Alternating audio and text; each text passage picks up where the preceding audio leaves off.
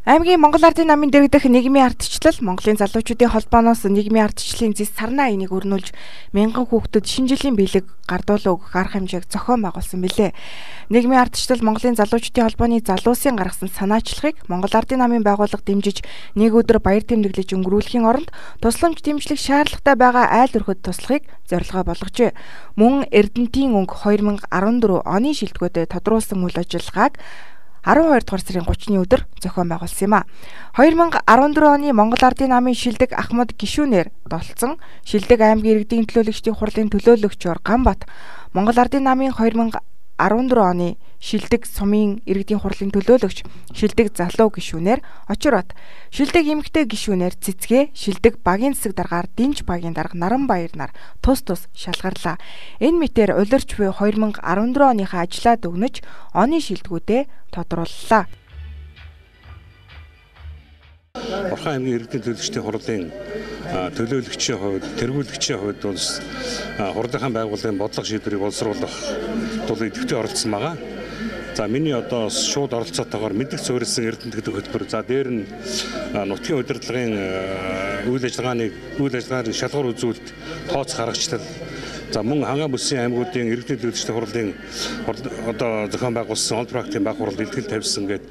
Ерөнхийдөө бол Орхон аймгийн хаан иргэдийн төлөөлөгчдийн хурлын 2014 оны бодлого үйл ажиллагаанд бол идэвхтэй оролцсныг одоо манай бас үнэлж байгаа юм байна.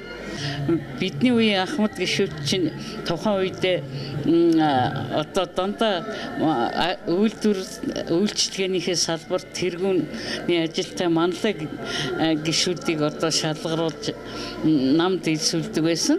Ер нь манай Ахмад гишүүд зөвхөн бие ч биш бүгдээрээ л намынхаа өгсөн үүрэг даалгаврыг биелүүлэхийн төлөө цаг ямагт манлайлан оролцож цаг хугацаа алдгүй намынхаа даалгаврыг биелүүлдэг шилдэг хүмүүс байдаг л да.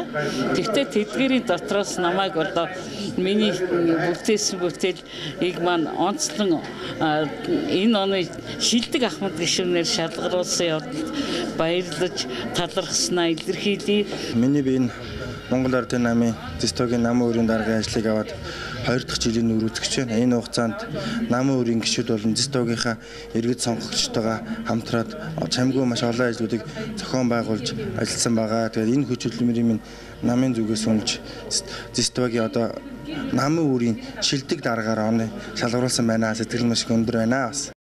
Нийгэм эдийн засаг хүндэрсэн энэ цаг үед аймгийн Монгол Ардын намын хороо шинэ жилийн баяр тэмдэглэлээс татгалзаж ард иргэдтэй тустай ажил зохион байгуулсан нь 9 альд өргөө цагаан гэр бэлгэлсэн явдал байлаа. За даваа тугийн иргэн Ганбатынхаа гэр бүлд аз жаргал ирүүлэх сайн сайхныг хүсэн өрөөё. Энэ дунд тэр ориглон дарсыг буудуулж чаддгүй, тэр сайхан дууч туучтай бүжгэлж чаддгүй, тэр сайхан хоол зуушийг идэж чаддгүй олон түмэн олон дүүнэр маань олон түмэн олон ах эгч нар маань байгаа. Энэ бүгдийг бид бас ардын нам ард түмэнтэйг ойрхон байдаг гэдэг энэ илэрхийлэл болгож энэхүү гэрүүдийг бэлдсэн юм а гэдгийг бас хэлхийг хүсэж байна. Тэгээд одоо надаа миний амьдралыг харж үзэж ингэж гэр олгож байгаа энэ бүх хүмүүстээ баярлалаа. Их баяртай байна. Тий. Одоо тэгээ энэ хүмүүстэй ажлын өндөр амжилт хүсье. Энэ намынхаа орооны бүх одоо удирдлагын хүмүүстэй бүгдэнд нь их баярлж байна. Ач холбогдолтой манай 4 жил манай гэр шатсан хөдөө гараад тэгээ бид чи гэрт тавуул амьдардаг. Тэгээд одоос маш баяртай байна. Сэтгэл өндөр байна. Баярлалаа. Монгол Ардын намд их баярлалаа. Таанууд байснаа гэр бидэг болж гэр өсөнд их баярлалаа. Энэхүү 2015 оны босгон дээр амьдралын хүнд хэцүү нөхцөлд амьдарч байгаа 9 аль өргөө цагаан гэртээ болсон сайхан үйл явдал тохиолоо.